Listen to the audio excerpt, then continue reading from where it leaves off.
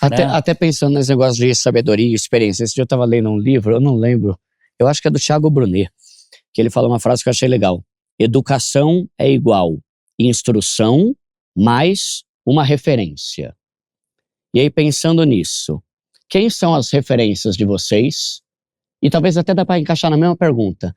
Quem é que vocês, se pudessem escolher, colocariam lá como Shark, que não foi ainda? Eu acho que também vai variar muito para cada um, porque depende das inspirações. Quando eu olho para as minhas inspirações, muito provavelmente elas são muito divergentes, né? De você, da Carol, do Sérgio, de qualquer um. Minhas referências como empresário, que eu poderia citar, que vem sempre de pronto na minha cabeça, são duas. Para mim é Antônio Hermílio de Moraes e Silvio Santos, por exemplo. Tô falando de dois empresários Santos, que venceram pelo trabalho, venceram pela dedicação, pela transpiração, pela ética, né? Então, assim, aí, obviamente, Carol.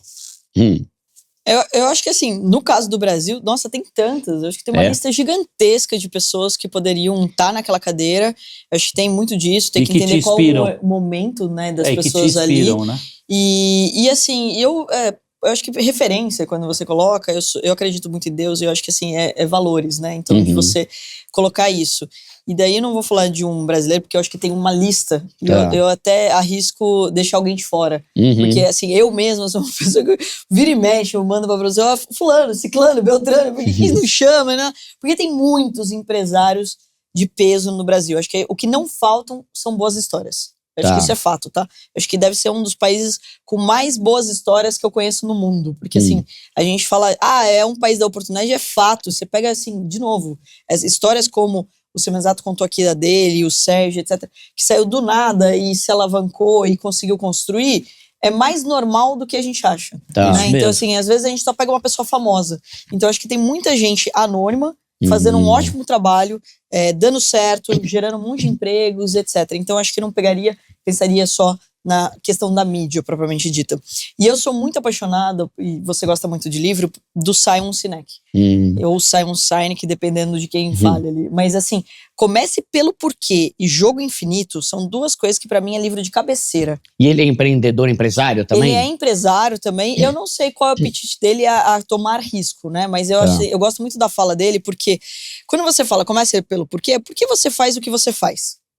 Porque se você não tiver essa clareza, você não vai acordar todos os dias motivado. E o segundo é o Jogo Infinito. Se você pensar no lucro a qualquer custo, o seu negócio não se perpetua.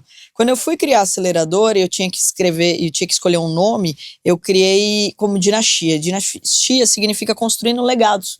Então, ou seja, é além da minha existência. Não é sobre a Carol, sobre o Shark ou sobre uma empresa específica.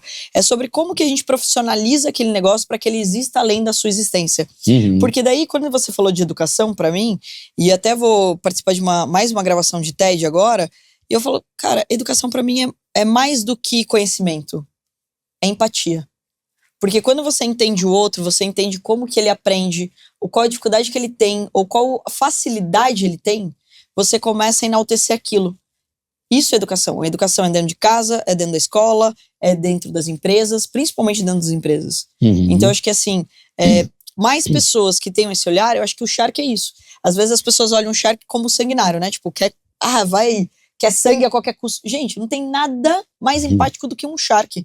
Porque a gente tá colocando dinheiro num monte de gente que a gente nunca viu, num monte de sonho que a gente não sabe o que é, ou seja, a gente tá acreditando em um monte de gente. Então, ou seja, não tem investidor mais simpático do que o próprio Shark. Óbvio que a gente tá ali fazendo perguntas duras. Porque senão até brinco, né? Tipo, a galera brinca até que se chamaria Golfinho Tank. Mas assim, no final do dia, é muito mais empático do que a galera acha. Então, acho que assim, é muito ligado a isso. Acho que qualquer empresário hoje que tem coragem de investir no sonho de outras pessoas, eles merecem estar no Shark. E daí eu vou também reforçar aqui. Tem muita gente que me provoca, né? Me aborda falando, eu gostaria de ir pro Shark fazer um pitch. Eu espero sinceramente que vocês que estão acompanhando sonhem estar no nosso lugar. Porque daí a gente vai ter mais empresários corajosos para continuar esse movimento que é tão legal de fazer as pessoas darem certo. E é isso que a gente tem que lembrar. Boa, muito bom. Sérgio? Antes de responder a pergunta diretamente sobre a inspiração, estava ouvindo o Semenzata Carol aqui, e quando eu penso nas principais críticas que eu vejo à minha atuação dentro do Shark, eu fico bastante satisfeito com elas. Porque, no geral, as críticas são do tipo, esse cara é muito chato, só fala de valuation, só fala de números. E aí eu fico olhando para isso e falo, meu Deus, mas se é um programa de empreendedorismo, se é um programa de educação financeira... Vamos falar do quê, né? Talvez a pessoa tivesse que estar assistindo MasterChef, não o Shark Tank. Porque é a mesma coisa que no MasterChef você não poder falar de tempero, de sabor. Falar que a comida tá uma delícia. De harmonização. Tá tudo bom. Então, valuation, a conta não fecha, qual a margem, são coisas absolutamente intrínsecas a um programa com essa característica.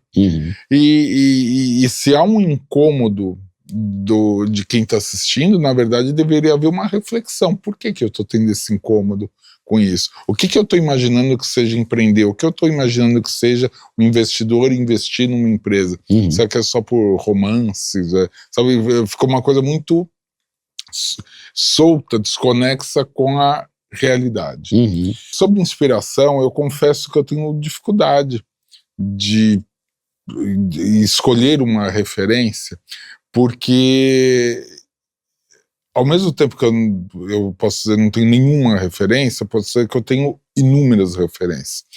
Porque cada livro, às vezes, que você lê, cada pessoa que você ouve, com certeza o Semizato me influencia, a Carol me influencia, o Abílio Diniz me influenciou, outros nomes, porque assim, eu tenho tento ter um ouvido bastante atento e uma leitura atenta para captar o melhor de cada um. Frases de um, de outro, e depois isso vai formando o meu conhecimento.